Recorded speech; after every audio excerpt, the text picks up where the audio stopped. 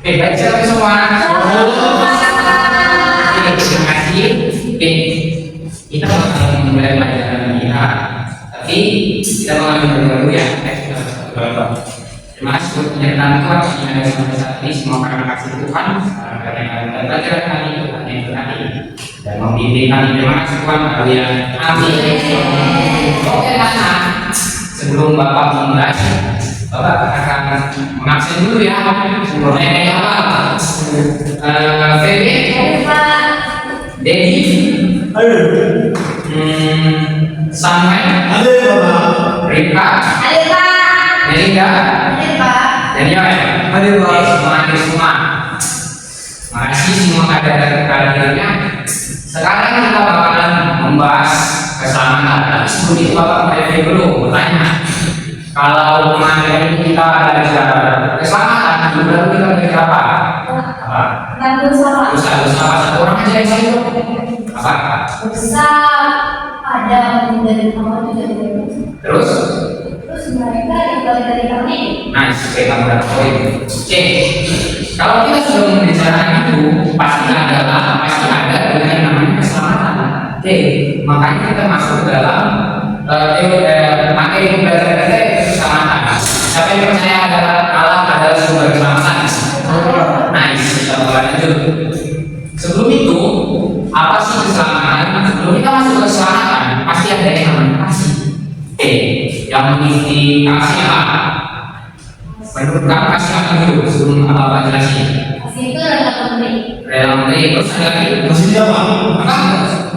Kasih itu ikhlas. Ya itu selalu sabar. Apa? Kasih itu ikhlas. Ikhlas. Apalagi ada? Nice, semua dapat poin. Kita bakalan masuk ke kasih Allah yang ada dalam hidup Allah sendiri. Oke, kasih Allah itu adalah kasih agape. Apa? Agape itu mencakup apa? Kasih atas masyarakat. Batas apa? Pamrih, betul sekali. Siapa yang tahu? Yohanes 3:16 apa tuh? Saya Pak, Yohanes 3:16. Karena begitu besar kasih Allah ke dunia ini, sehingga Dia memberikan anaknya yang tunggal, supaya setiap orang yang percaya kepadanya tidak binasa, mereka beroleh hidup yang Oke, kasih ini kasih Allah adalah kasih yang agape. Semua orang kasih tahu itu kasih Allah, kasih agape. Terus, dari kasih Allah ini, setiap orang yang menerima bahwa Tuhan Yesus memiliki kasih yang ada dalam dirinya, pasti mengetahui ada yang namanya keselamatan. Tahu nggak keselamatan apa? Next ya. Betul ya, betul. Oke, bukti kasih Allah yang apa? Bukti kasih Allah itu adalah kita keselamatan. Oke, anak-anak, kalau selamat itu adalah apa? Keselamatan yang dikasih Tuhan untuk kita. Sama seperti yang tadi Yohanes 3:16 itu, karena begitu besar kasih Allah sehingga Allah mengutus anaknya untuk ke dunia. Untuk dunia mau ngapain aja? Pasti mau. Untuk menyelamatkan, belum menyelamatkan dulu mau. Ngasih tahu firman, tahu Injil, ngasih tahu yang benar, sehingga orang-orang bakalan kalau Yesus itu pada saat memiliki hal yang baik, oke, sehingga dia menyukai manusia, gak mungkin dia menyukai hal yang gak bakalan diterima oleh manusia. Kita next. Oke, arti keselamatan apa? Biasa kalau keselamatan itu, biasa kalau misalnya semua orang yang menerima keselamatan bakalan apa? Bakalan bebas dari hidupnya. Tapi keselamatan yang dikasih Tuhan adalah Allah yang berinisiatif, Allah yang mau datang ke dunia untuk mewawarkan dirinya. Supaya apa? Supaya dia tahu nih, Allah tahu kalau aku membuat manusia, pasti manusia bakalan mau menerima dengan baik nih. Ya udahlah, aku sendiri yang turun ke sini ke bumi supaya aku bisa mengetahui, aku bisa mencontoh, aku bisa memberikan kasih kepada semua orang, sehingga Allah sendiri bakalan turun ke sini, gak bakalan mengorbankan seorang pun. Ingat, Allah gak akan mengorbankan seorang pun. Siapa yang menjadi korban di sini? Allah. Tuhan sendiri. Terus datang Yesus. Oke, kita masuk lagi ke kita ada beberapa ayat nih. Alasan Allah menyelamatkan manusia ada 5, tapi kita bahas satu ya. Kasih Allah akan dunia, Allah mengasihi manusia tanpa pamit di Yohanes 3:16. Oke, menebus dosa manusia, manusia berdosa dan terpisah dengan Allah. Siapa yang membaca di Roma 3:23? Apa media? Roma 3 ayat 23, karena semua orang telah berbuat dosa dan telah kehilangan kemuliaan Allah. Oke, anak-anak tahu kalau kita yang berdosa dan kita kehilangan kemuliaan Tuhan, sehingga kita sangat susah untuk berbicara dengan Tuhan. Bukan berdoa doang ya, berdoa kita ini. Kita berdoa satu kali doang, tapi kalau berbicara seperti dalam perjanjian lama, perjanjian interaksi antara manusia dengan Allah. Karena itu Tuhan mau menyelamatkan kita, supaya kita bisa bersekutu lagi dengan Tuhan. Oke, poin ketiga apa? Sebab juga Kristus telah mati sekali untuk segala dosa kita, Ia yang benar untuk orang-orang yang tidak benar, supaya Ia membawa kita kepada Allah. Ia yang telah dibunuh dalam tiadaannya sebagai manusia tetapi yang telah memberikan roh. Betul sekali, sebab Kristus ke dunia dan mati di kayu salib untuk menebus dosa dunia. Ingat, Kristus ke dunia bukan untuk memang menyebarkan Injil, dan menyebarkan Injil dia juga memberi teladan. Terus dari kenyataannya itu semua sehingga dapat dikatakan Tuhan Yesus itu menebus dosa kita lewat kayu salib, mati di salib. Terus bukan hanya untuk orang-orang benar. Siapa yang sudah mendengar Alkitab, sudah mendengar cerita kita dari kecil? Kalau dari kecil dia Tuhan bukan hanya untuk orang-orang yang sudah mendengar Alkitab, tapi yang belum mendengar Alkitab, yang masih bekerja dalam kehidupannya, dia bakalan datang situ, terlebih di situ. Oke, kita masuk lagi poin pada 5. Yang masih mau baca? Saya Lanjut. Aduh. Anda tahu bahwa manusia memiliki iman, selamat berasal dari anugerah Allah. Ayatnya. Aduh. Bagaimana Mas? Ya, Pak. Dalam Efesus 2 ayat 18-19, sebab karena kasih karunia kamu diselamatkan kepada iman. Itu bukan hasil usahamu tetapi pemberian Allah. Itu bukan hasil pekerjaanmu dan ada orang yang memegahkan diri. Oke, ingat. Tadi kan Bapak berbilang keselamatan inisiatif dari Allah. Tuhan Yesus juga memberi keselamatan karena Dia melihat ada iman dalam hidup kita. Ada yang tahu kan? Iman sebesar biji sawi bisa ngapain? Memindahkan dunia. Pasti ingat. Kalau kita memiliki iman, segala pekerjaan yang kita lakukan pasti berdampak bagi orang. Berdampak bagi orang, bukan hanya untuk diri kita, bukan juga cuma kita bicara sama, tapi kita mengerjakan itu. Ingat, iman kita terhubung dengan Tuhan. Karena itu, kalau kita memiliki kehidupan yang benar, pasti Allah mau membantu kita. Siapa yang membaca satu lagi? Yohanes 11 dulu. Dari orang PB. Yohanes 10 ayat 10, begitu datang ada yang mencuri dan membunuh dan membinasakan Bapa supaya mereka mempunyai hidup dan mempunyainya dari segala perbuatan. Oke, siapa yang berapa poinnya?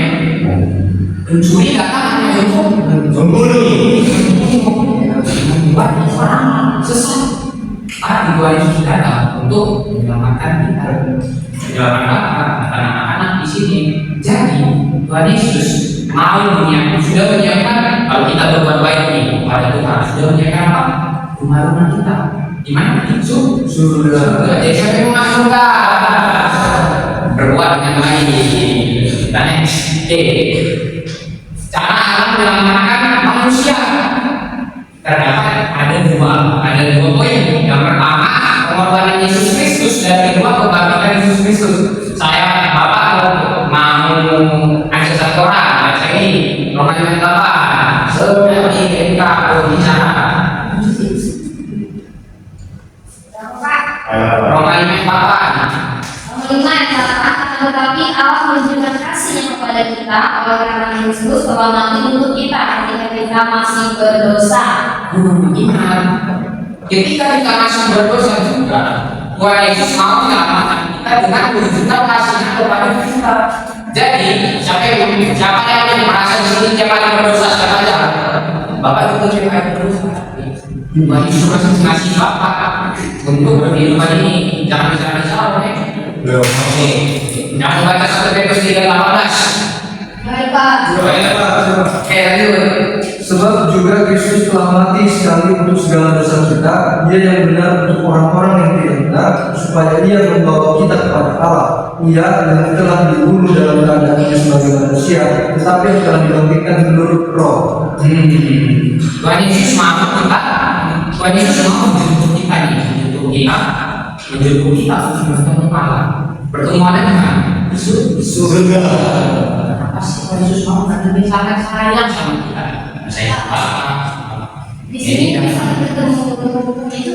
kalau kamu bisa kamu tiap hari ketemu Tuhan Yesus kan? Tuhan Yesus hidup di mana? Di hati. Jadi kenapa? Karena Tuhan Yesus ada di mana? Oke? Karena kamu berhenti di bagian mana? Kita ketemu Tuhan Yesus caranya gimana gitu. Kita kan nggak ngobrol langsung. Yo, kamu berdoa.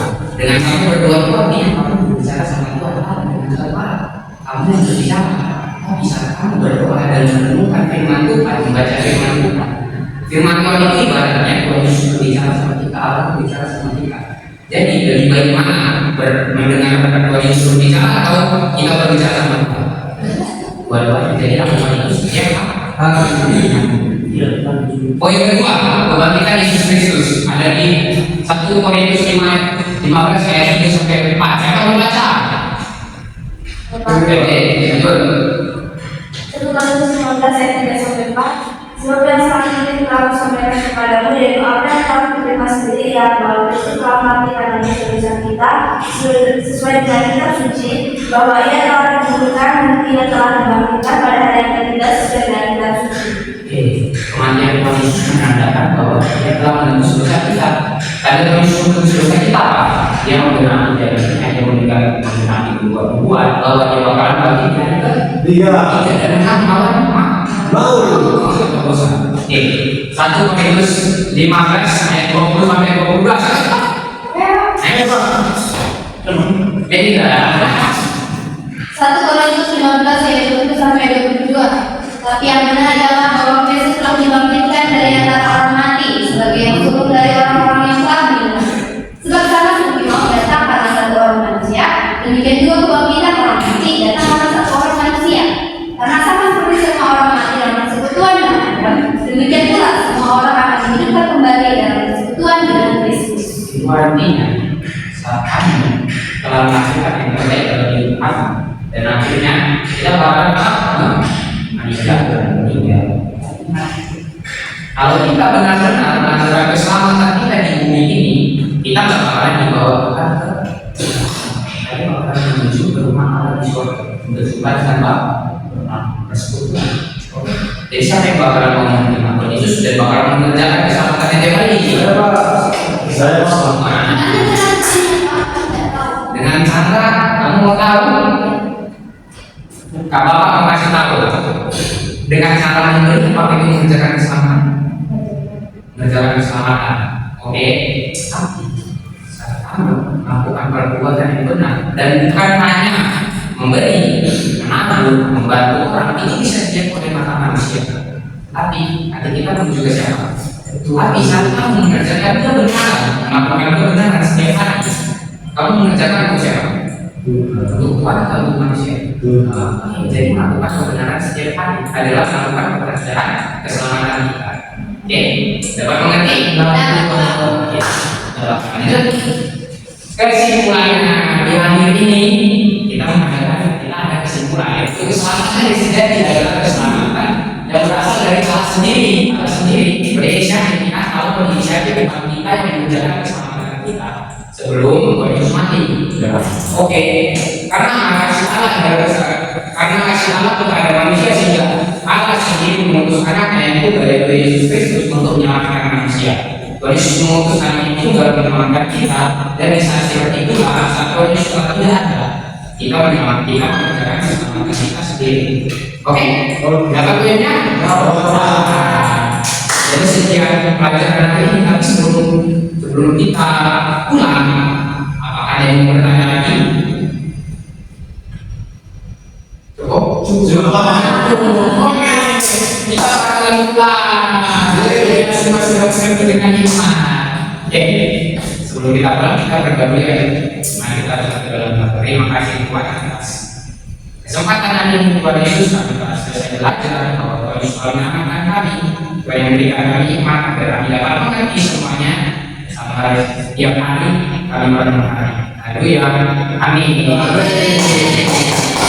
Jadi sekian pelajaran kita hari ini. Habis? Habis. Alhamdulillah.